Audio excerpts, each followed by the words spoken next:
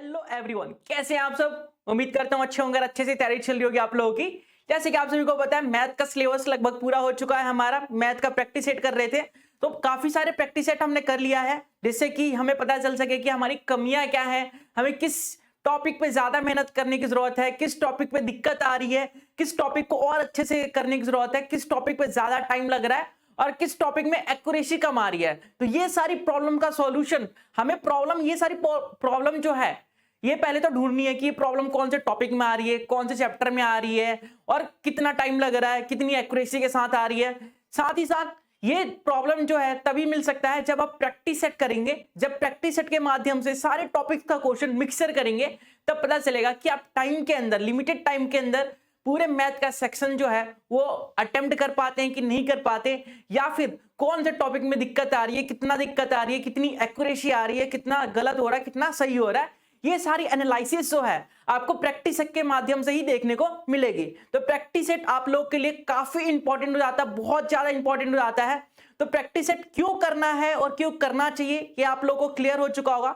आप सब प्रैक्टिस कर भी रहे होंगे, अपनी प्रॉब्लम पे काम भी कर रहे होंगे। आप लोगों के साथ के लिए, आप लोगों के साथ देने के लिए, आप लोगों के साथ साथ मेहनत करने के लिए हमने प्रैक्टिस सेट स्टार्ट किया है, क्योंकि मैथ का सिलेबस तो ऑलरेडी कर चुके हैं हम। तो मैथ के सिलेबस को रिवीजन करने के लिए प्रैक्टिस सेट एक बहुत अच्छा माध्यम होता है। तो प्रैक्टिस सेट के माध्यम से हम पूरे सिलेबस को कवर कर सकते हैं। आई होप आपने प्रीवियस वीडियोस जितने भी डाली जा चुकी है, जितने भी प्रैक्टिस सेट किए जा चुके हैं, आपने देख लिया होगा, सीख लिया होगा और समझ लिया होगा। साथ ही साथ अगर कोई भी दिक्कत, कोई भी परेशानी, कोई भी डाउट, कोई भी समस्या आती है, तो आप कमेंट बॉक्स के अंदर कमेंट करके पूछ सकते हैं। साथ ही साथ कोई सा भी टॉपिक अगर आपको मुश्किल लगता है, तो उसका भी सॉल्यूशन आप कमेंट बॉक्स में कमेंट करके पूछ सकते हैं। तो चलिए इस क्लास को, इस शानदार सेशन को स्टार्ट करते हैं, सीखते हैं कुछ नया और बेहतरीन।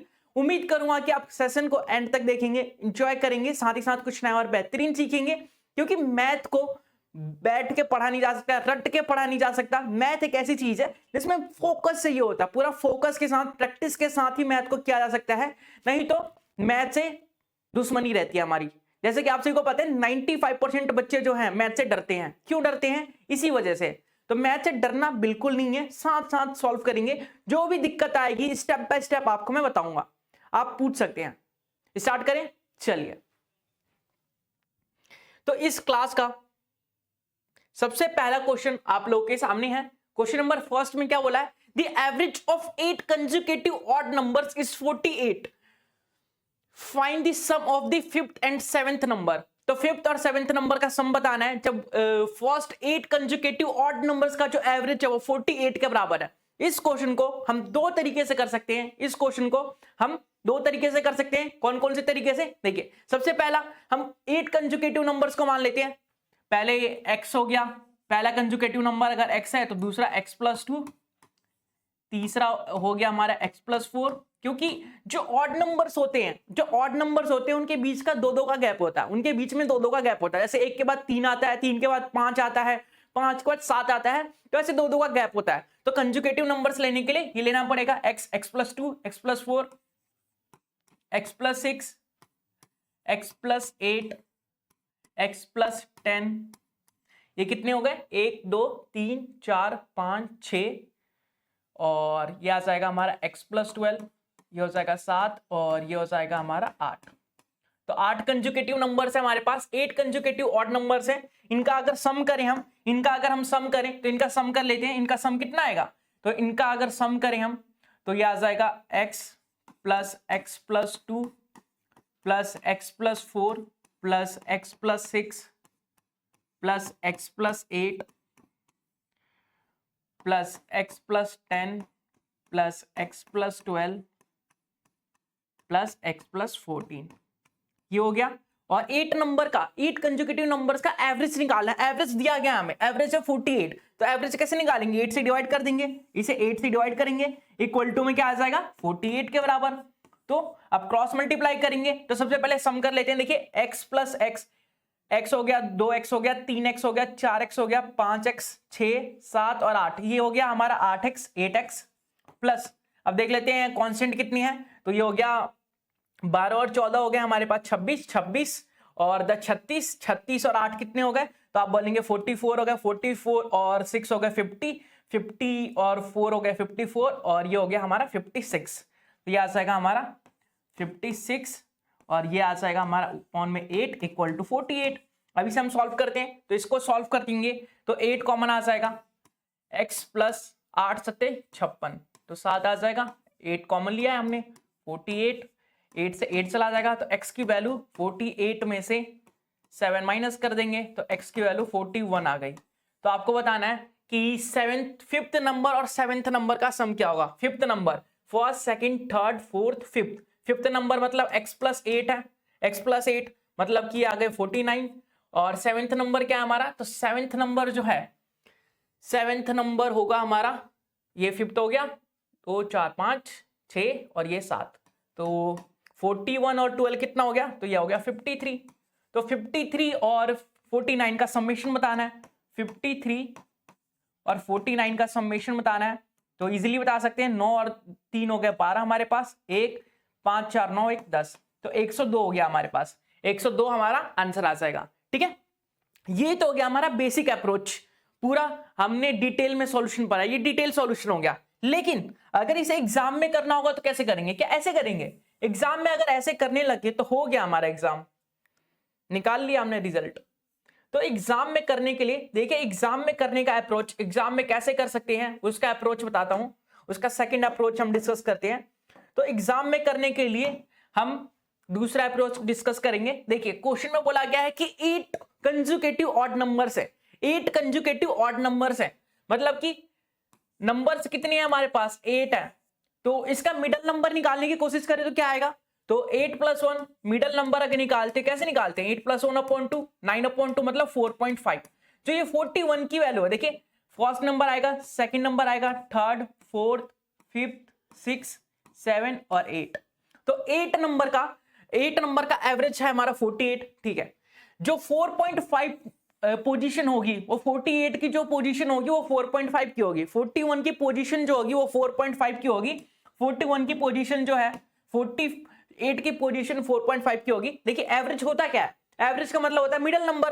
तो मिडल नंबर क्या होगा, देखिए 4 नंबर इधर की तरफ 4 नंबर इधर की तरफ, तो ये जो मिडल वाला नंबर है ये हमारा 48 और ये कंसेक्यूटिव ऑड नंबर्स हैं, क्योंकि 48 तो ऑड नंबर्स नहीं है ना। तो इससे पहला वाला ऑड नंबर क्या हो जाएगा 47, फिर इससे पहला वाला 45, फिर इससे पहला वाला 43, फिर इससे पहला वाला 41, इसके बाद वाला 49, फिर 51 53 और ये हो जाएगा 55।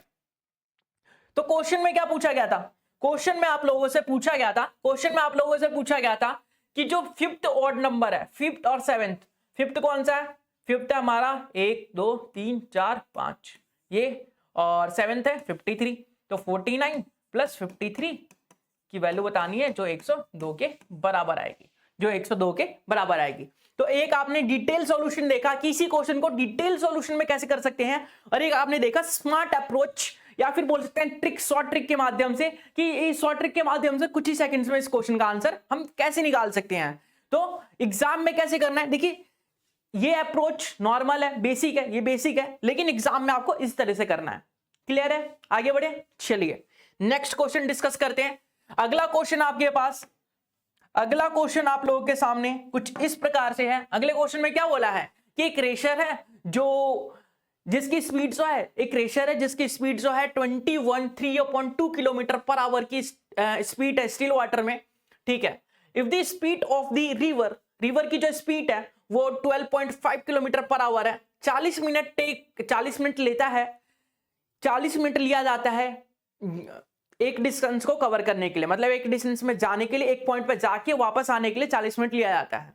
बोला क्या है कि it take him 40 minute to row to a place and back, मतलब कि मान लीजिए ये एक पॉइंट है, यहां से एक रेसर है, मान लीजिए एक आदमी है, वो पानी में तैरता हुआ इस पॉइंट पे आता है और फिर यहां से रिटर्न जाता है, पहले इधर आता है और फिर यहां पे रिटर्न जाता है, तो टोटल टाइम जो है वो 40 मिनट का लगता है, टोटल टाइम जो है उसको 40 मिनट का टोटल टाइम लगता है।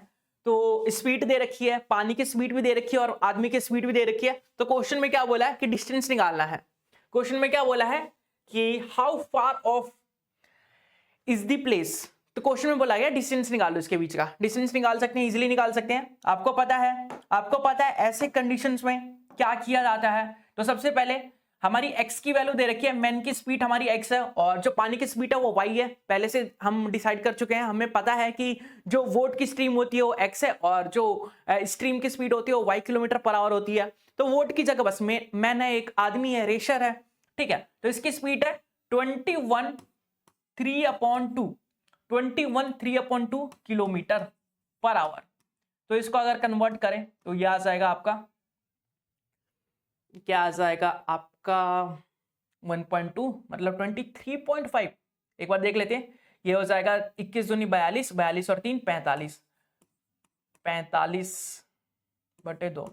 तो यह आ जाएगा आपका 22 दूनी 44, 22.5 किलोमीटर पर आवर, ठीक है। वाई की स्पीड कितनी है, तो आप बोलेंगे वाई की जो स्पीड है वो 12.5 किलोमीटर पर आवर की है, ठीक है। अब इसने बोला कि डाउन स्ट्रीम और अप स्ट्रीम में जाने में वो टोटल टाइम 40 मिनट का लेता है।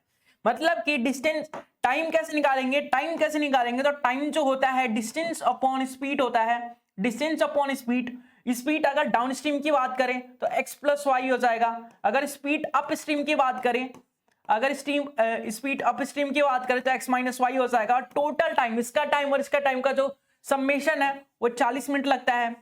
आवर में चेंज करने के लिए इसे 60 से डिवाइड करना पड़ेगा। चलिए इसे सॉल्व करते हैं और आंसर निकालते हैं। ये हो जाएगा 20 दूनी 40, 20 या 60, ठीक है। और डी ये x प्लस वाई, मतलब इन दोनों को प्लस कर दीजिए।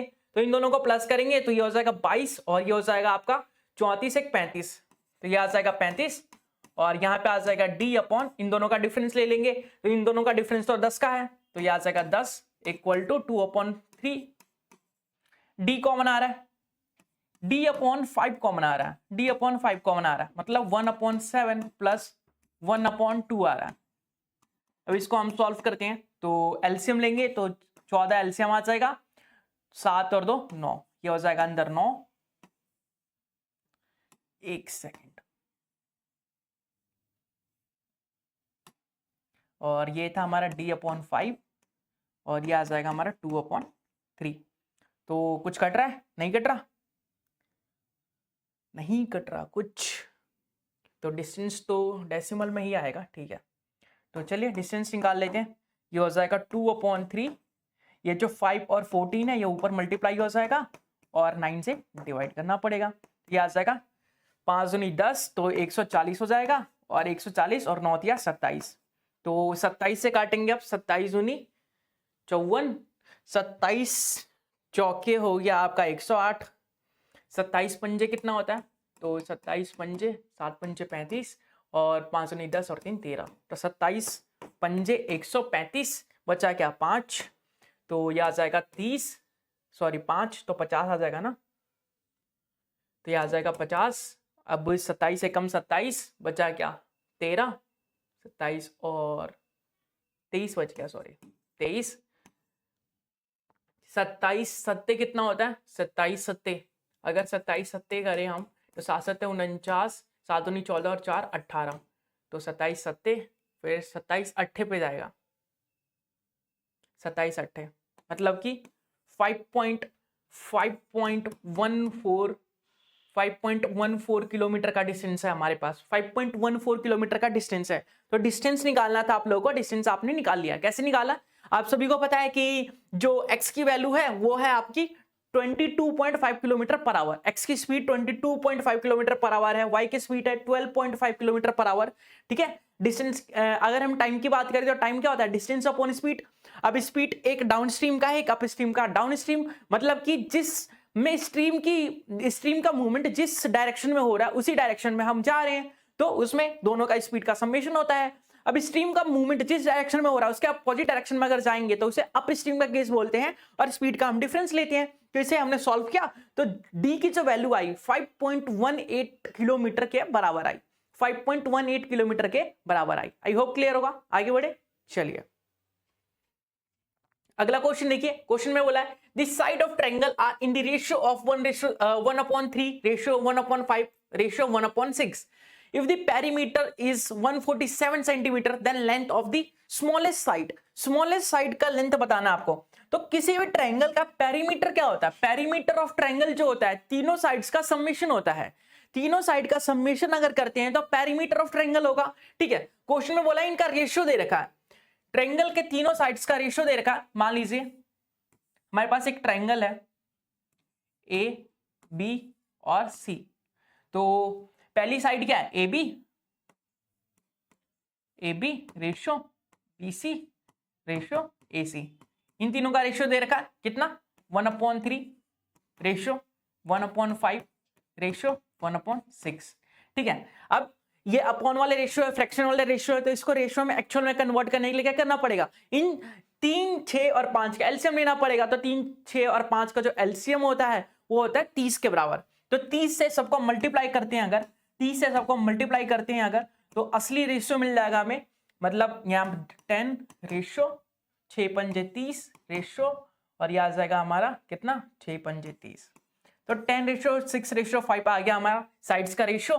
अब बोला पेरीमीटर जो है 147 सेंटीमीटर के बराबर है।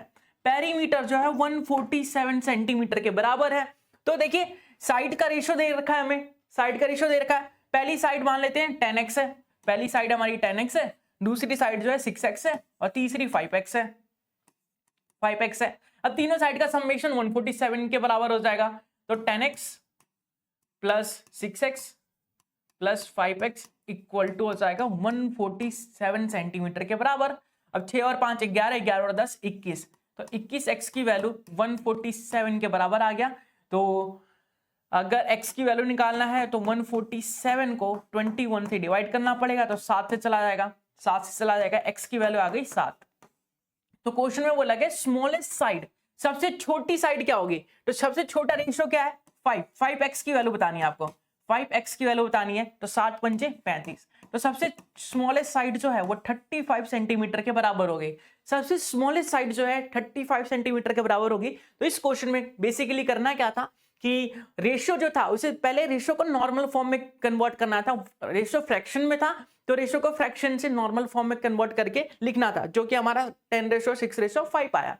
ठीक है, उसके बाद हमने देखा कि ये साइड का रेशियो है, तो हमने मान लिया कि 10x पहली साइड है, दूसरी साइड 6 है, और तीसरी साइड जो है 5x के बराबर है। अब पेरीमीटर दे रखा है, तो पेरीमीटर क्या होता है? इन तीनों का समेशन। तो तीनों के समेशन को 147 के इक्वल कर दिया हमने, तो x की वैल्यू आ गई 7 और x की वैल्यू 7 आ गई। तो स्मॉलेस्ट वैल्यू पूछिए, तो रेशियो में जो स्मॉलेस्ट है वही स्मॉलेस्ट वैल्यू देगा हमें। तो रेशियो में स्मॉलेस्ट 5x की वैल्यू है, और 5x की जो वैल्यू है वो 35 सेंटीमीटर के बराबर है। आई होप क्लियर होगा। ये क्वेश्चन एसएससी सीएचएसएल में पूछा गया, तो सीएचएसएल का क्वेश्चन आप लोगों को आ चुका होगा, ऐसी मैं उम्मीद करता हूं। आगे बढ़े, चलिए अगला क्वेश्चन देखिए। अगला क्वेश्चन टाइम, डिस्टेंस और स्पीड से है। अगले क्वेश्चन में क्या बोला है? 2 train are moving in the same direction at 36 kilometre per hour and 48 kilometre per hour. The time taken by the faster train to cross a man sitting in the slower train is 33 seconds. What is the length of the faster train? Question में बोला गया है कि दो train है हमारे पास, दो train एक दूसरे को क्रॉस कर रही है, दोनों ट्रेन की जो स्पीड है सेम डायरेक्शन के अंदर जा रही है। दोनों ट्रेन की स्पीड, पहली ट्रेन की स्पीड जो है 36 किलोमीटर पर आवर है, दूसरी ट्रेन की स्पीड 48 किलोमीटर पर आवर है। मतलब दूसरी वाली ट्रेन हमारी फास्टर है क्योंकि स्पीड तो ज्यादा है ना उसका। पहली वाली ट्रेन को हम ए मानते हैं, पहली वाली ट्रेन को ए मानते हैं, तो ए की जो स्पीड है वो 36 किलोमीटर पर आवर है। दूसरी वाली ट्रेन हमारी बी है तो उसकी स्पीड 48 किलोमीटर पर आवर है। ठीक है, अब इसमें बोला गया है कि फास्टर ट्रेन जो है, faster train cross a man sitting in the slower train, मतलब धीरे चलने वाली ट्रेन में एक आदमी बैठा हुआ है, फास्टर ट्रेन उसे क्रॉस करते 33 सेकंड्स में, 33 सेकंड्स में, 33 सेकंड्स में। तो आपको बताना है कि what is the length of the faster train. Faster train की लेंथ क्या होगी बताइए जल्दी से। फास्टर ट्रेन की लेंथ क्या होगी? तो फास्टर ट्रेन की लेंथ को निकालने के लिए बहुत ही शानदार तरीका होता है, बहुत ही शानदार तरीका होता है। देखिए हमारे पास पता है कि किसी भी आदमी को कोई भी ट्रेन अगर क्रॉस करती है, किसी भी आदमी को कोई भी अगर ट्रेन क्रॉस करती है, मतलब वो अपनी लेंथ को क्रॉस कर रही है। तो ट्रेन अपनी लेंथ को ट्रेन अपनी लेंथ को, बी वाली ट्रेन जो है अपनी लेंथ को क्रॉस कर रही है, बी वाली ट्रेन की लेंथ को एक्स मान लेते हैं, बी जो ट्रेन है अपनी लेंथ को क्रॉस कर रही है 33 सेकंड्स में, 33 सेकंड में, 33 सेकंड में, ठीक है। तो जब अपनी लेंथ को स्पीड से डिवाइड करेंगे तो टाइम आ जाएगा, जब ट्रेन की लेंथ को स्पीड से डिवाइड करेंगे तो टाइम आ जाएगा, तो इसकी स्पीड से डिवाइड करना पड़ेगा। अच्छा, दो ट्रेन सेम डायरेक्शन के अंदर जा रही है तो स्पीड, रिलेटिव स्पीड लगेगा हमारा, रिलेटिव स्पीड का कंसेप्ट लगेगा। अब रिलेटिव स्पीड का कंसेप्ट लगेगा अगर हमारा, तो स्पीड क्या आ जाएगा, रिलेटिव स्पीड, रिलेटिव स्पीड का कंसेप्ट लगेगा हमारा। तो 48 में से अगर हम 36 माइनस करें तो 12 किलोमीटर पर आवर आ जाएगा, क्योंकि हमारा टाइम जो सेकंड्स के अंदर है 33 सेकंड्स के अंदर है। तो ये जो 12 किलोमीटर पर आवर है इसे मीटर पर सेकंड में कन्वर्ट करने के लिए 5/18 से मल्टीप्लाई करना पड़ेगा। तो 6 दूनी 12 और 6 तिया 18, मतलब 10/3 मीटर पर सेकंड हमारा स्पीड आ गया, 10/3 मीटर पर सेकंड हमारा स्पीड आ गया। तो 10/3 मीटर पर सेकंड हमारा स्पीड आ गया। चलिए इसको क्रॉस मल्टीप्लाई करते हैं, तो अगर इसे उल्टा करेंगे तो ये आ जाएगा 3x/10 इक्वल टू 33, 3 से काटेंगे 11, तो x की जो वैल्यू है 110 मीटर आ जाएगा। मतलब जो ट्रेन है, फास्टर ट्रेन है, वो 110 मीटर लंबी है।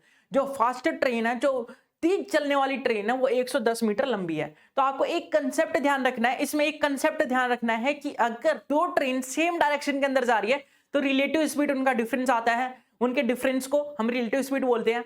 अगर दो ट्रेन अपोजिट डायरेक्शन में जाती है तो उनका सम होता है रिलेटिव स्पीड के बराबर। लेकिन अगर एक ट्रेन है और दूसरे ट्रेन में एक आदमी बैठा हुआ है, या प्लेटफॉर्म पे बैठा हुआ है, या कहीं भी बैठा हुआ है, ट्रेन उसे क्रॉस कर रही है, मतलब ट्रेन अपनी लेंथ को जितने टाइम में क्रॉस करेगी उतने ही टाइम में उस आदमी को भी क्रॉस करेगी। तो क्वेश्चन में बोला गया था कि उस आदमी को 33 सेकंड में ट्रेन क्रॉस कर रही है, मतलब 33 सेकंड में ट्रेन अपनी लेंथ को क्रॉस कर रही है, 33 सेकंड में ट्रेन अपनी लेंथ को क्रॉस कर रही है। तो ट्रेन की लेंथ कैसे निकालते हैं, डिस्टेंस अपॉन स्पीड करके हम लेंथ निकाल सकते हैं, ठीक है, क्योंकि टाइम तो पहले से दे रखा था। तो टाइम का फॉर्मूला क्या होता है, distance upon speed equal to time, और टाइम से कंपेयर कर दिया तो डिस्टेंस या फिर लेंथ निकल गया हमारा 110 मीटर के बराबर। आई होप क्लियर होगा। आगे बढ़े, चलिए नेक्स्ट क्वेश्चन देखते हैं। ये जितने भी क्वेश्चंस यहाँ पे डिस्कस किए जा रहे हैं वो सारे प्रीवियस ईयर में कराए गए हैं। तो किसी भी क्वेश्चन को हल्के में ना ले और जल्दी से कमेंट करके बता दीजिए। कोई भी फीडबैक हो, कोई भी समस्या हो, आप शेयर कर सकते हैं हमारे साथ कमेंट बॉक्स के अंदर कमेंट करके। साथ ही साथ अगर कोई सजेशन है तो भी आप बता सकते हैं। देखिए अगले क्वेश्चन में क्या बोला है, if tan theta plus cot theta की वैल्यू 12 है तो tan square theta plus cot square theta की वैल्यू क्या होनी चाहिए। तो आप क्या करेंगे, इस क्वेश्चन को कैसे करेंगे, इस क्वेश्चन को क्या रहेगा आपका पहला स्टेप इस क्वेश्चन को करते समय। क्या आप यहां से tan और cot में से किसी एक की वैल्यू निकालेंगे और यहां पे पुट करेंगे। क्या यहां से tan की वैल्यू निकाल के यहाँ tan की जगह रिप्लेस कर देंगे, सबको cot की फॉर्म में कन्वर्ट कर देंगे, क्या ये सोच रहे हैं आप। इस क्वेश्चन को आप बिना पेन लगाए कर सकते हैं, इस क्वेश्चन को आप बिना पेन लगाए सॉल्व कर सकते हैं। देखिए कैसे, आपके पास है tan theta plus cot theta equal to 12। तो आपको पता है कि स्क्वायर इन बोथ साइड करेंगे, अगर हम स्क्वायर इन बोथ साइड करेंगे तो tan square theta plus cot square theta plus 2 tan theta cot theta बचेगा, और tan थीटा cot थीटा एक दूसरे का रेसिप्रोकल है तो कट जाएगा, तो प्लस का 2 बचेगा इस साइड हमारा, और 12 का स्क्वायर करेंगे तो 144 आएगा। 144 में से उस 2 को माइनस कर देंगे तो 142 हमारा आंसर आ जाएगा। पेन लगाने की भी जरूरत नहीं पड़ेगी, पेन लगाने की भी जरूरत नहीं पड़ेगी इस क्वेश्चन में। आई होप आप समझ चुके होंगे, एक बार करके भी बता देता हूं। जितना आप मेंटली कर सकते हैं उतना आपके लिए बहुत ही फायदेमंद है, बहुत ही अच्छा है। देखिए इसको कैसे करेंगे, स्क्वायर इन बोथ साइड करते हैं तो यहां पे मिलेगा हमें tan theta plus cot theta का होल स्क्वायर, और यह आ जाएगा 12 का होल स्क्वायर। तो यह आ जाएगा यहाँ पे a प्लस बी का होल स्क्वायर लगाएंगे, मतलब tan square theta plus cot square theta plus 2 tan theta cot theta equal to 144। अब हमें tan स्क्वायर थीटा और cot स्क्वायर थीटा की वैल्यू निकालनी है, वो भी एडिशन के अंदर।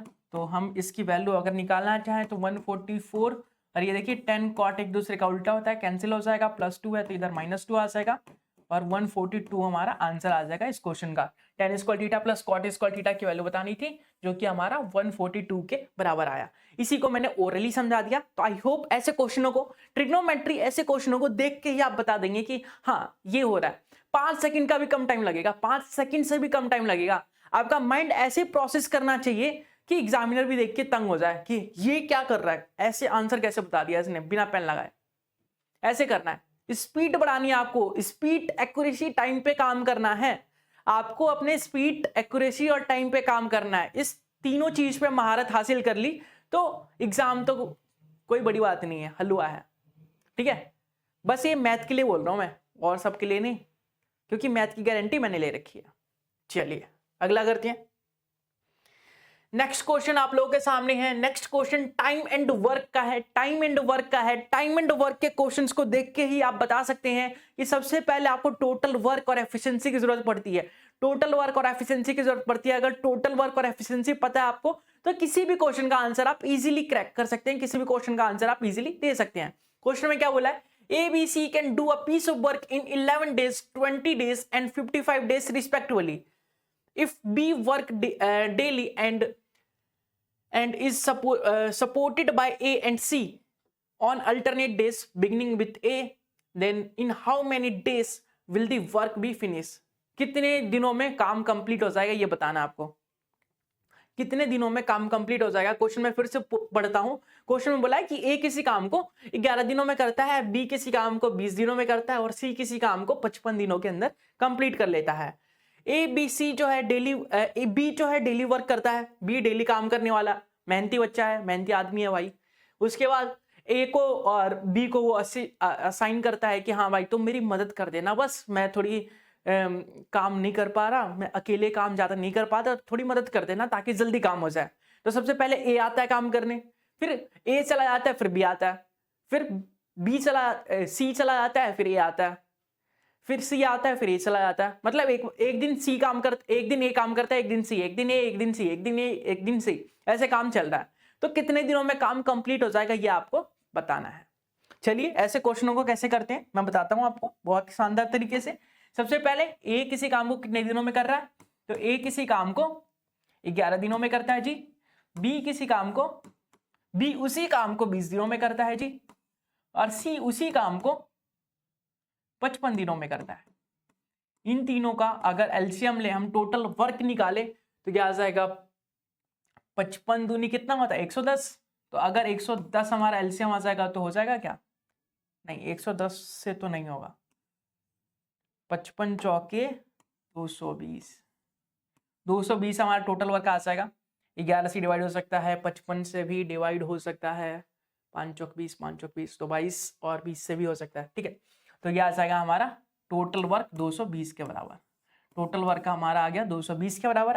एफिशिएंसी देख लेते हैं। एफिशिएंसी का मतलब होता है एक दिन में कितना काम कर सकता है, एक दिन में कितनी यूनिट काम कर सकता है। अगर टोटल काम जो है 220 यूनिट है, 11 दिनों में काम कंप्लीट हो जा रहा है, मतलब कि 20 यूनिट काम करता है एक दिन में। कैसे पता चला, 220 को मैंने 11 से डिवाइड कर दिया। अब 220 को मैं 20 से डिवाइड करूंगा तो यह आ जाएगा आपका 11। अगर मैं 220 को 55 से डिवाइड करूंगा तो यह आ जाएगा 4। ठीक है, तो ए की एफिशिएंसी आ गई 20, बी की एफिशिएंसी आ गई 11 और सी की एफिशिएंसी आ गई 4। मतलब ए किसी काम का जो पार्ट है वो 20 यूनिट एक दिन में करता है। इसी काम का पार्ट जो बी है वो 11 यूनिट करता है एक दिन में, और सी जो है वो 4 यूनिट करता है एक दिन में। ठीक है, अब बोला बी तो काम कर ही रहती साहब, बी तो काम करेगा ही, बी तो काम करेगा ही। साथ ही में ए से स्टार्ट किया जा रहा है, ए और बी अल्टरनेट, ए और सी जो अल्टरनेट पे हेल्प कर रहे हैं। तो सबसे पहले ए आएगा, मतलब ए और बी काम करेंगे, फिर हमारा बी के साथ सी आ जाएगा, बी और सी काम करेंगे। ऐसे ही चलता रहेगा, ऐसी साइकिल चलता रहेगा। पहले ए और बी काम करेंगे, फिर बी और सी काम करेंगे, फिर ए और बी काम करेंगे, फिर बी और सी काम करेंगे। तो कितने दिनों में काम हो जाएगा ये एक बार देख लेते हैं। तो सबसे पहले अगर इन दोनों का काम देखें, बी और ए का, बी की एफिशिएंसी कितनी है 11 और ए की एफिशिएंसी है 20, तो क्या आ जाएगा 31 यूनिट काम हो जाएगा यहाँ पे। 11 और 10 31, और बी और सी तो ये हो जाएगा 15। तो ये 2 दिन का काम है हमारा, ये 2 दिन का काम है। मतलब 2 दिन में कितना यूनिट काम हो जा रहा है? तो आप बोलेंगे 40 और 6 46, 46 यूनिट काम 2 दिन में हो जा रहा है, 2 दिन में। ठीक है, तो 46 से अगर हम डिवाइड करें, 46 का कितना गुना है ये? 46 अगर हम 50 कर दे तो 50 चौके 100, तो लगभग ये 5 गुना होना चाहिए। 5 से देख लेते हैं, 46 पंजे 6 पंजे 30, 50 3, 5 चौक 20 और 3 23, नहीं तो 4 गुना है ये। 46 गुना 4 जो है वो देख लेते, 6 चौक 24, बचा 2, 4 चौक 16 और 2 18। तो अगर ये ऐसे ही 4 बार साइकिल रिपीट होता है तो 184 यूनिट काम हो जाता है। अगर ऐसे ही ये साइकिल ऐसे ही ये साइकिल जो है 4 दिन तक रिपीट होता है, ये साइकिल 4 बार रिपीट होता है, ये साइकिल अगर 4 बार रिपीट होता है, 4 बार ऐसे ही ये साइकिल रिपीट होता है तो 184 यूनिट काम हो जाता है। मतलब कितने दिन यूज हो जाएंगे? एक साइकिल को कंप्लीट करने में 2 दिन लगे तो 4 बार कंप्लीट हो रहा है, मतलब 8 दिन, तो 8 दिन में 184 यूनिट काम हो रहा है। 8 दिन में 184 यूनिट काम हो रहा है। तो काम कितना बच गया हमारा? तो आप बोलेंगे यहाँ पे 16 बच गया, यहाँ पे 16 और वहां पे 20, तो 20 और 16 36 हो गया। मतलब 36 यूनिट काम हमारा बच गया। 36 यूनिट काम हमारा बच गया। तो बी तो काम कर रहा है, बी तो काम कर रहा है, तो बी काम कर रहा है, एक सेकेंड, बी काम कर रहा है हमारा, ए भी साथ दे रहा है उसका, तो बी कितना कर रहा है? 11 और ये 20, तो ये आ जाएगा आपका 31। 31 यूनिट काम तो एक दिन और लग जाएगा।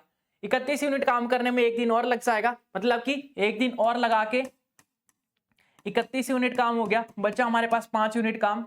तो 5 यूनिट काम को करने के लिए, 5 यूनिट काम को करने के लिए बी अकेला करेगा, बी अकेला करेगा, तो ये हो जाएगा 5/11 दिन लगेंगे उसे, 5/11 दिन लगेंगे, तो 8 1 9 और ये 5/11 दिन आपको टोटल काम कंप्लीट करने में लगेंगे। तो टोटल टाइम जो है 9 5/11 दिन लगेंगे। तो अल्टरनेट डे वाले क्वेश्चन आते हैं एग्जाम के अंदर, काफी पूछे जाते हैं, बहुत पूछे जाते हैं हर एक एग्जाम के अंदर। एसएससी के, रेलवे के, हर एक एग्जाम के अंदर अल्टरनेट डे वाले क्वेश्चन आते हैं कि कोई काम स्टार्ट कर रहा है, फिर उसकी मदद करने के लिए कोई दूसरा बंदा आता है, फिर वो बंदा चला जाता है, फिर तीसरा बंदा आता है, फिर दूसरा बंदा, तीसरा बंदा, ऐसे अल्टरनेट डे पे आते हैं। तो ऐसे क्वेश्चनों को कैसे कर सकते हैं, इस क्वेश्चन के माध्यम से आपने देख लिया होगा। थोड़ा कॉम्प्लिकेटेड है लेकिन समझना तो पड़ेगा आप लोगों को, क्योंकि ऐसे ही क्वेश्चन आते हैं। हो सकता है ये 40 सेकंड ले सकता है आपका, ये क्वेश्चन जो है 40 सेकंड ले सकता है, 30 सेकंड ले सकता है, लेकिन ये क्वेश्चन अगर आपने सीख लिया, अगर प्रैक्टिस कर लिया, तो टाइम कम किया जा सकता है। प्रैक्टिस पे डिपेंड करता है आपके टाइम को। अगर ज्यादा प्रैक्टिस करेंगे तो टाइम को कम कर सकते हैं। नेक्स्ट क्वेश्चन देखिए, क्वेश्चन में क्या बोला? A number n when divided by 6, n को अगर 6 से डिवाइड करते हैं, leaves a remainder of 3 का रिमाइंडर देता है। तो what will be the remainder when n square plus 5n plus 8 is divided by 6? अगर हम n square plus 5n plus 8 को 6 से डिवाइड करें तो क्या रिमाइंडर आएगा, ये आपको बताना है। अगर हम n से डिवाइड करते हैं, किसी नंबर, कोई नंबर n है, उसको 6 से डिवाइड करते हैं तो रिमाइंडर क्या आता है? 6 आता है। रिमाइंडर क्या आता है? 3 आता है। तो हमें एक्चुअल नंबर से मतलब ही नहीं है। एक्चुअल नंबर कुछ भी हो हमें करना ही नहीं है उससे। एक्चुअल नंबर कुछ भी हो हमें मतलब ही नहीं है। एक्चुअल नंबर को जानने की जरूरत ही नहीं है, क्योंकि रिमाइंडर से हम काम चला सकते हैं। रिमाइंडर से हम अपना काम को चला सकते हैं। ठीक है, रिमाइंडर 3 आ रहा है तो n की जगह 3 पुट कर दीजिए बस। n की जगह 3 पुट करेंगे तो यह आ जाएगा 3 का स्क्वायर, यह आ जाएगा 3 और यह आ जाएगा 8। इसको 6 से डिवाइड करना है, करते हैं। तो 3 3 जा 9 हो गया, 5 3 जा 15 और ये हो जाएगा 8। तो 8 8 16 1 17, 17 और 15 कितने हो गए? 15 15 30 और 2 32 हो गए। तो 6 से करेंगे, 6 पंजे 30, रिमाइंडर क्या आ जाएगा? 2। तो रिमाइंडर बताना था ना कि अगर 6 से डिवाइड करते हैं तो क्या रिमाइंडर आएगा हमारा? तो रिमाइंडर आएगा हमारा 2। रिमाइंडर आएगा हमारा 2। तो कभी भी रिमाइंडर वाला क्वेश्चन आए आप लोगों के सामने, कभी भी रिमाइंडर वाला क्वेश्चन आए आप लोगों के सामने, तो आपको एक्चुअल नंबर से मतलब ही नहीं है। आपको एक्चुअल नंबर से मतलब ही नहीं है।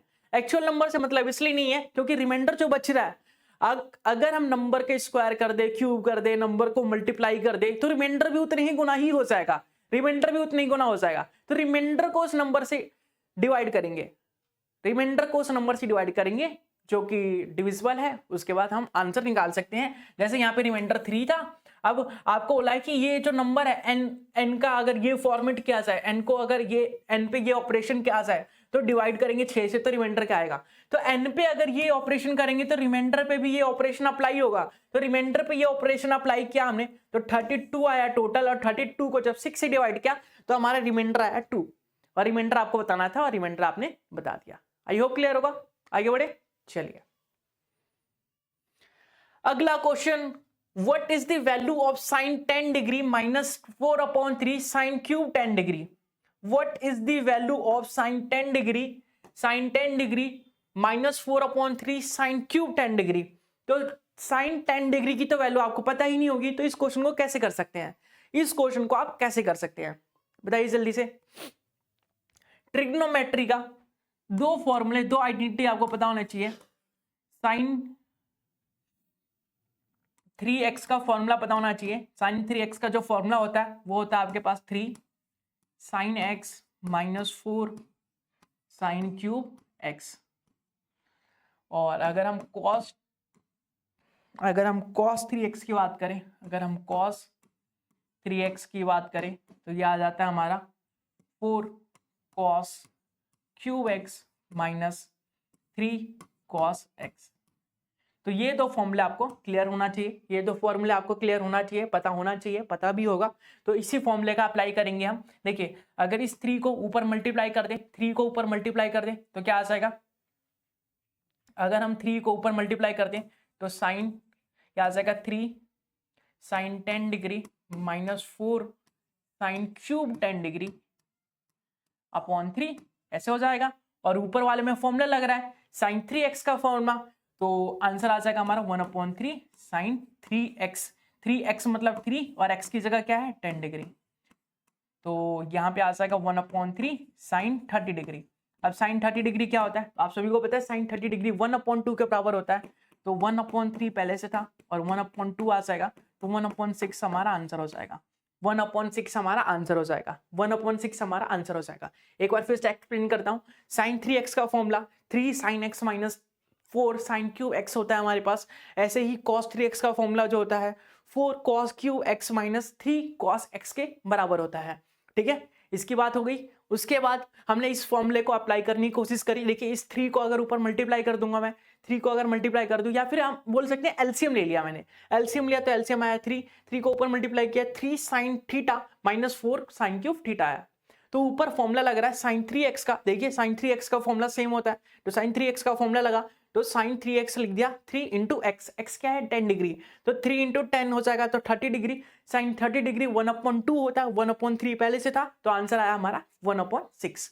आंसर क्या आया हमारा, आंसर आया हमारा 1/6। आई होप क्लियर होगा, कोई भी दिक्कत, कोई भी परेशानी, कोई भी समस्या नहीं आ रही होगी। ऐसे ट्रिग्नोमेट्रिक क्वेश्चन में आपको ज्यादा से ज्यादा आइडेंटिटी को ध्यान रखना है। आइडेंटिटी पता होनी चाहिए, ट्रिग्नोमेट्रिक टेबल पता होना चाहिए, फॉर्मूले पता होना चाहिए। फॉर्मूले पे बेस ही पूछे जाते हैं क्वेश्चंस और आपको डिफिकल्ट लगते हैं। अगर आपको ये फॉर्मूला नहीं पता होता, क्वेश्चन कितना डिफिकल्ट था, लेकिन फॉर्मूला पता था तो इजीली आपने क्रैक कर लिया इस क्वेश्चन को। क्लियर है, आगे बढ़े, चलिए नेक्स्ट क्वेश्चन देखिए। The monthly income of a person was 12,000 रुपए एंड हिज मंथली एक्सपेंडिचर 8,000 रुपए। किसी पर्सन का, किसी आदमी का मंथली इनकम जो है 12,000 रुपए के बराबर है और मंथली एक्सपेंडिचर जो है वो 8,000 रुपए के बराबर है। Next year his income increase by 10%, अगले साल 10% से इनकम इंक्रीज हो गया and his expenditure bye 8%, expenditure 8% से इंक्रीज हो गया। तो आपको बताना है कि सेविंग्स कितने परसेंट इंक्रीज हुई है, सेविंग्स कितने परसेंट इंक्रीज हुई है।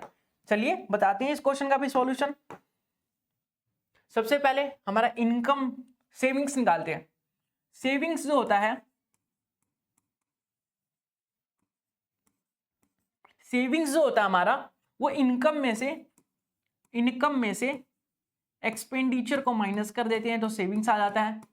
इनकम में से जब एक्सपेंडिचर को माइनस कर देते हैं, जब हम अपनी अर्निंग में से अपने खर्चों को माइनस कर देते हैं, वो हमारी सेविंग्स होती है। तो इनकम कितना है 12,000 रुपए, इनकम कितना है जी साहब 12,000 रुपए, और हमारे खर्चे कितने 8,000 रुपए के बराबर। तो बचा कितना पा रहे हैं हम 4,000 रुपए सेविंग्स कर पा रहे हैं, 4,000 रुपए बचा पा रहे हैं।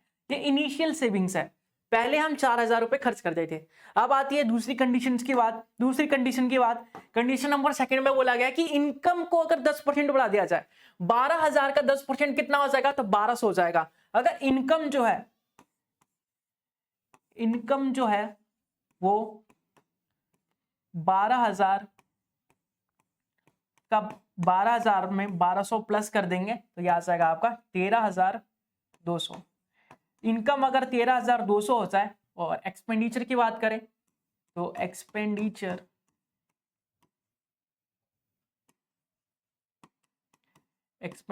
जो है उसको कितने परसेंट बढ़ाया है, एक्सपेंडिचर को 8% बढ़ाया है। देखिए इसका 1%, 8,000 का 1% होता है 80, तो 8% हो जाएगा 8 8 64 640, तो 8,000 का 8% हो जाएगा 640, तो ये आ जाएगा 8,640। तो आपको बताना है सेविंग्स, सबसे पहले सेविंग्स निकाल लेते हैं। सेविंग्स निकाल लेंगे कि सेविंग्स पे क्या इफेक्ट पड़ा। तो सेविंग्स हमारा आ जाएगा, इनकम में से एक्सपेंडिचर को माइनस करेंगे, मतलब 13,200 में से हम 8,640 अगर माइनस कर देते हैं क्या आ जाएगा। देखिए 0 में से 0 गया, 0 बचा, 0 में से 4 गया, 6 बच गया। अब ये आ गया 1, 1 में से 11 में से 6 गया, 5 बच गया। यहाँ पे आ गया 2, तो 8 और 4 12, मतलब 4,560 हमारा सेविंग्स हो गया। सेविंग्स कितना बढ़ गया हमारा, देखिए 4,000 से 4,560 हो गया, मतलब 560 का इंक्रीमेंट आया। 560 का इंक्रीमेंट आया, कितने पे आया, तो 4,000 पे आया। हमेशा कंपेयर करते हैं इनिशियल से, तो कितने परसेंट का इंक्रीमेंट आया, 2 0 से 2 0 चला गया, 1 0 से 1 0 चला गया, 4 एकम 4, 4 चौक 16, तो ये आ गया 14%। 14% का इंक्रीमेंट आया है। अगर किसी पर्सन की इनकम 12,000 रुपए है, उसका एक्सपेंडिचर 8,000 रुपए है, अगर नेक्स्ट ईयर उसकी इनकम 10% बढ़ जाती है, अगर नेक्स्ट ईयर उसकी इनकम जो है 10% बढ़ जाती है, उसका एक्सपेंडिचर जो है 8% बढ़ जाता है, तो जो सेविंग्स है उसका सेविंग्स जो है 14% बढ़ जाएगा। तो इनकम, एक्सपेंडिचर और सेविंग्स से कभी भी क्वेश्चन आए तो आपको रिलेशन याद रखना है कि सेविंग्स जो होता है इनकम और एक्सपेंडिचर का डिफरेंस होता है, या फिर बोल सकते हैं इनकम जो होता है एक्सपेंडिचर प्लस सेविंग्स के बराबर होता है। अगर ये क्लियर है तो आप इजीली इस क्वेश्चन को कर सकते हैं। परसेंटेज तो आपको आता ही है, परसेंटेज इजीली कैलकुलेट करके निकाल सकते हैं, ऐड कर सकते हैं, सब्ट्रैक्ट कर सकते हैं। आपको कैलकुलेशन तो बहुत अच्छे से आती है, तो आपको बस बेसिक पता होना चाहिए कि क्या यूज करना है, कैसे यूज करना है। क्लियर है, चलिए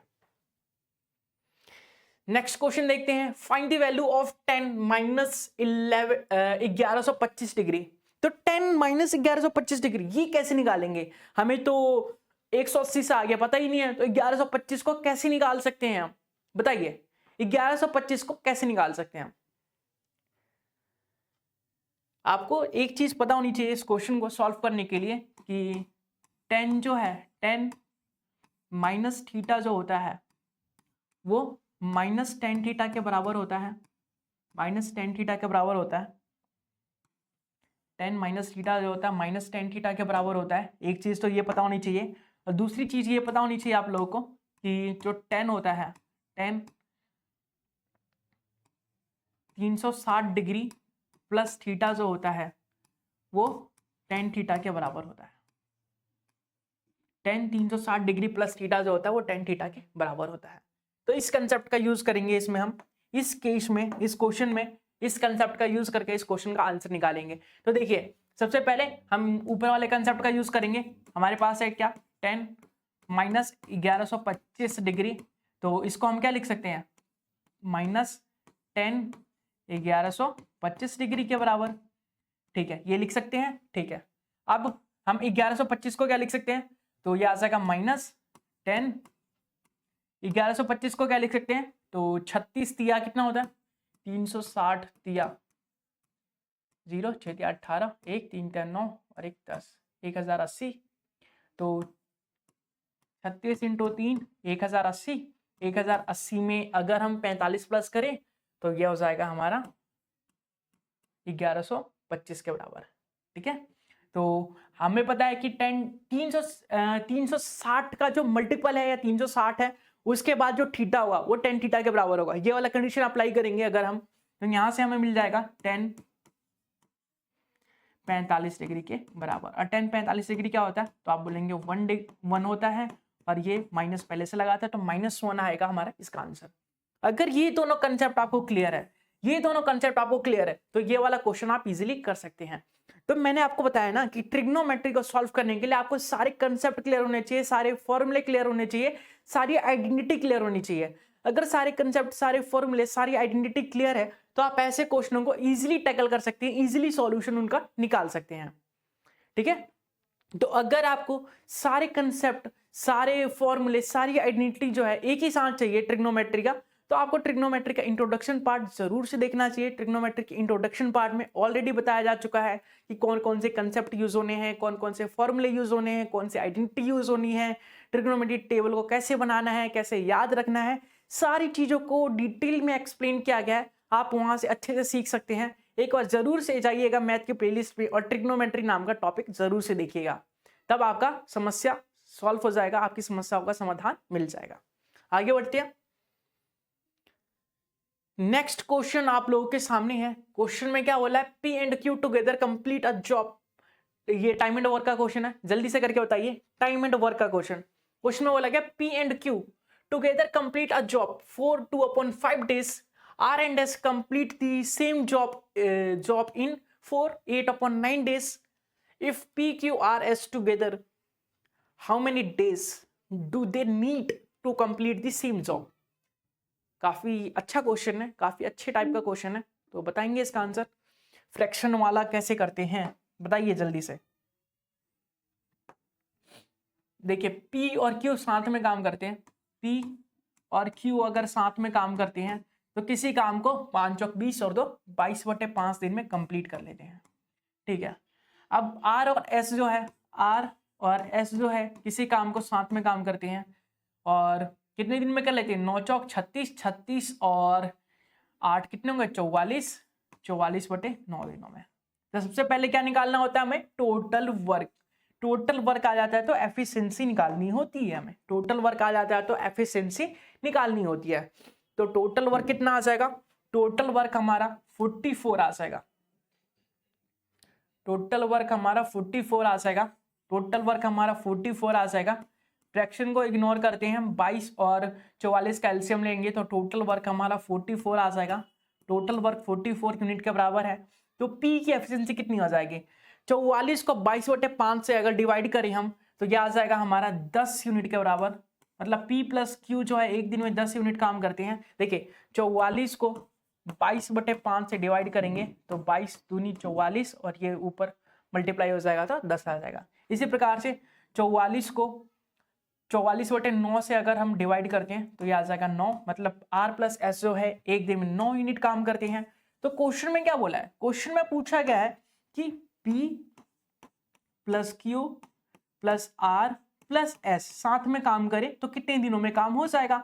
तो अगर ये चारों साथ में काम करे, चारों साथ में काम करे तो कितने दिनों तक काम हो जाएगा, या फिर एक दिन में कितने यूनिट काम कंप्लीट कर लेंगे। अगर चारों काम करते हैं तो एक दिन में कितने यूनिट काम कंप्लीट कर लेंगे, तो 10 + 9 जो है 19 यूनिट काम को कंप्लीट कर लेंगे। एक दिन में 19 यूनिट काम कंप्लीट कर लेंगे। हमें 44 यूनिट काम करना है, तो टाइम निकालने के लिए हमारा फॉर्मूला क्या होता है, total work upon efficiency. Total work को जब एफिशिएंसी से हम डिवाइड कर देते हैं तो हमारा आ जाता है टाइम। टोटल वर्क हमारा 44, एफिशिएंसी हमारा 19, तो 44/19 हमारा आंसर आ जाएगा। 44/19 डेज हमारा आंसर आ जाएगा। ठीक है, या फिर इसको बोल सकते हैं 19 दूनी 38, 39 40 और 4 44, 6/19 के बराबर। ऐसे भी आप बोल सकते हैं। तो इस क्वेश्चन का आंसर क्या आएगा, 2 6/19 डे के बराबर, 2 6/19 डे के बराबर। आई होप ये क्वेश्चन क्लियर होगा, आई होप ये क्वेश्चन क्लियर होगा। देखिए इस क्वेश्चन में आपको P और Q का अलग अलग से इंडिविजुअल एफिशिएंसी निकालने की जरूरत ही नहीं पड़ी। R और S का अलग अलग इंडिविजुअल एफिशिएंसी निकालने की जरूरत ही नहीं पड़ी, क्योंकि इन दोनों का समेशन दे रखा है पहले से।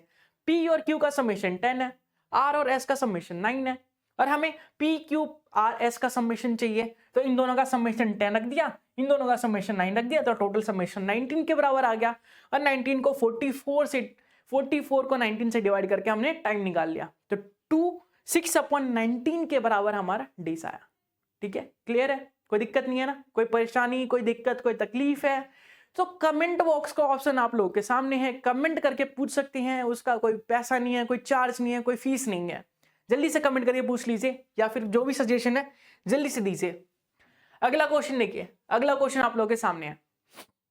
नेक्स्ट क्वेश्चन आप लोगों के सामने है। नेक्स्ट क्वेश्चन में क्या बोला, a person travel in a car eight 40 kilometre per our 40 kilometre per hour for 3 years, on a bike at 30 kilometer per hour for 2 years, and in a train 80 kilometer per hour for 5 years. What is the average speed at which he traveled? Average speed बताना। Average speed किसके बराबर होता है, formula पता होना चाहिए आप लोगों को। एवरेज स्पीड, एवरेज स्पीड का जो फॉर्मूला होता है वो होता है हमारा total distance upon total time. Total time, तो total distance upon total time. तो सबसे पहले टाइम को कैलकुलेट करना पड़ेगा, टाइम को कैलकुलेट करना पड़ेगा। देखिए सबसे पहले कार से जाता है, कार से जाता है तो कितना टाइम लगता है, कार की जो स्पीड है वो 40 किलोमीटर की स्पीड है, कार की स्पीड 40 किलोमीटर की है, 3 घंटे काम करता है। तो कार से कितना डिस्टेंस कवर किया, तो 1 घंटे में अगर 40 किलोमीटर कवर करता है तो 3 घंटे में 4 दिया 12, 120 किलोमीटर का डिस्टेंस कवर करेगा कार से। बात करते हैं बाइक से, तो बाइक से कितना डिस्टेंस कवर करेगा, अगर हम बाइक की बात करें तो बाइक से वो कर लेगा हमारा, देखिए बाइक की स्पीड है 30 किलोमीटर पर आवर, 1 घंटे में 30 किलोमीटर चलती है, 2 घंटे तक चलाया इसने तो 60 किलोमीटर आ गया, 60 किलोमीटर का डिस्टेंस।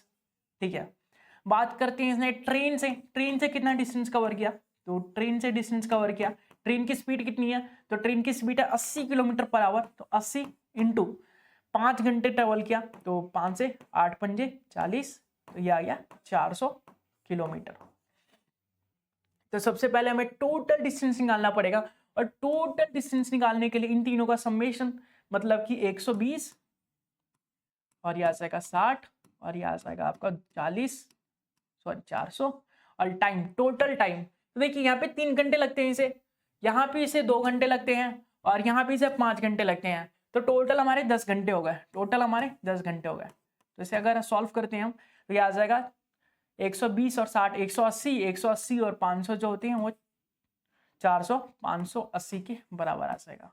और 10 से अगर हम डिवाइड करें तो टोटल जो स्पीड है वो 58 किलोमीटर पर आवर आ जाएगी। जो एवरेज स्पीड है जो हमें निकालनी थी वो 58 किलोमीटर पर आवर आएगी। एवरेज स्पीड का अगर कंसेप्ट क्लियर है आप लोगों को कि एवरेज स्पीड कैसे निकाला है, तो इजीली निकाल सकते हैं। एवरेज स्पीड का फॉर्मूला क्या होता है, एवरेज स्पीड का फॉर्मूला क्या होता है, total distance upon total time, total distance upon total time. Total time तो आपको इजीली मिल गया, ये 3 घंटे चल रहा है, वो 2 घंटे चल रहा है, और ये 5 घंटे चल रहा है कार, बाइक और ट्रेन से। ठीक है, अब टोटल डिस्टेंस की वजह है, तो डिस्टेंस निकालने के लिए हमें पता है कि जब स्पीड को हम टाइम से मल्टीप्लाई कर देंगे तो डिस्टेंस आ जाएगा, जब स्पीड को टाइम से मल्टीप्लाई कर देंगे तो डिस्टेंस आ जाएगा। तो कार का डिस्टेंस आया 120 किलोमीटर का, बाइक से डिस्टेंस आया 60 किलोमीटर का, और ट्रेन से डिस्टेंस आया 400 किलोमीटर का। तो इन तीनों का समेशन जो है वो 580 के बराबर आया। 10 घंटे से हमने डिवाइड किया तो एवरेज स्पीड जो है 58 किलोमीटर पर आवर आया, 58 किलोमीटर पर आवर आया। क्लियर? नेक्स्ट क्वेश्चन देखिए, अगला क्वेश्चन आप लोग के सामने है। अगले क्वेश्चन में क्या बोला, if X square plus 1 upon X square की वैल्यू 66 है, then value of X minus 1 upon X. X square plus 1 upon X square की वैल्यू 66 है, तो वैल्यू बतानी है एक्स माइनस 1 अपॉन एक्स की। तो एक्स माइनस एक्स की वैल्यू बताने के लिए आप इजीली कर सकते हैं, x square 1 upon X square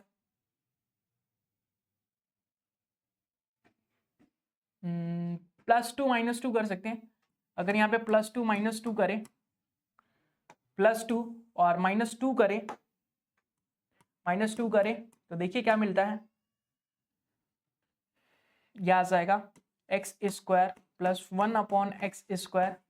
इस +2 को क्या लिख सकते हैं, इस 2 की जगह क्या लिख सकते हैं, यहाँ पे ये भी तो लिख सकते हैं x square 1 upon X square, और ये -2 इक्वल टू 66।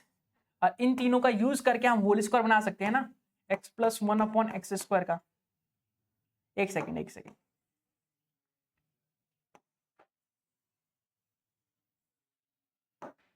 ये 2, यहाँ पे प्लस लीजिए या माइनस लीजिए, तो माइनस वाले का स्क्वायर करके हम माइनस का होल स्क्वायर बना सकते हैं, x माइनस 1 का whole x minus 1 upon x का होल स्क्वायर, और ये प्लस का 2 है और ये 66 है, तो ये आ जाएगा हमारा 66 में से 2 गया 64, तो ये आ जाएगा x माइनस 1 अपॉन x का होल स्क्वायर, तो x माइनस 1 अपॉन x की जो वैल्यू आएगी वो 8 × 64 आएगी, 8 आ जाएगा, 8 आएगा हमारा आंसर। तो बेसिकली इस क्वेश्चन में करना क्या था आप लोगों को, इस क्वेश्चन में करना क्या था आप लोगों को, देखिए इस क्वेश्चन को सॉल्व करने के लिए आपको बेसिकली करना था कि दोनों तरफ +2 कीजिए, -2 कीजिए, दोनों तरफ -2 कीजिए, या फिर डायरेक्ट इसमें से -2 करके अंडर रूट कर दीजिए, आपका आंसर आ जाएगा। 66 में से 2 माइनस करेंगे और अंडर रूट कर देंगे, आपका आंसर आ जाएगा। 66 में से अगर 2 माइनस करेंगे 64 आएगा, 64 का अंडर रूट लेंगे 8 आएगा, तो 8 आपका आंसर आ जाएगा। आप ऐसे भी कर सकते हैं बिना पेन लगाए, मैंने समझाने के लिए पेन लगाया, ठीक है, क्लियर है, आगे बढ़े, चलिए। और ये है इस क्लास का लास्ट क्वेश्चन। तो देखिए क्वेश्चन में क्या बोला, the perpendicular distance between the centre of a circle and the longest code of the circle is what. The perpendicular distance, देखिए एक सर्कल आपके पास, देखिए एक सर्कल है आपके पास, सर्कल है ना, ठीक है, इसको फिल करें, इसको फिल करते हैं, ये सर्कल है आपके पास, ठीक है, इसके मिडल में सेंटर है, आपके सेंटर तो मिडल में ही होता है, यहाँ पे आपका सेंटर है, ठीक है, यहाँ पे आपका सेंटर है। तो क्वेश्चन में बोला गया कि जो इसका लॉन्गेस्ट कोड है, लॉन्गेस्ट कोड, तो जो लॉन्गेस्ट कोड होता है, डायमीटर हमारा सबसे लॉन्गेस्ट कोड होता है किसी भी सर्कल का, जो डायमीटर होता है वो सबसे लॉन्गेस्ट कोड होता है, डायमीटर जो होता है किसी भी सर्कल का वो सबसे लंबा कोड होता है हमारा। तो इसने बोला है कि इसका और सेंटर के बीच का जो डिस्टेंस है, परपेंडिकुलर डिस्टेंस, वो कितना होगा। तो सेंटर से ही तो बनता है हमारा डायमीटर, डायमीटर जो है सेंटर पे ही तो बनता है, तो सेंटर के बीच में तो डिस्टेंस 0 होगा ना, तो इसका आंसर आएगा 0, ठीक है, इसका छोटा सा आंसर आएगा 0, 0 हमारा इस क्वेश्चन का आंसर होगा। तो 3-4 क्वेश्चन और रह रहे हैं, अगली क्लास में करेंगे। आई होप वीडियो पसंद आई होगी, वीडियो को एंड तक देखा होगा, एंजॉय किया होगा, साथ ही साथ कुछ नया और बेहतरीन सीखा होगा। अगर आपको वीडियो पसंद आती है तो वीडियो को लाइक जरूर से कीजिएगा, चैनल को सब्सक्राइब करके बेल आइकन भी ऑन कर लीजिएगा। मिलेंगे इसके अगले नए पार्ट में, अगले नए वीडियो के साथ, अगले नए प्रैक्टिस सेट के साथ, तब तक के लिए बाय बाय, टेक केयर।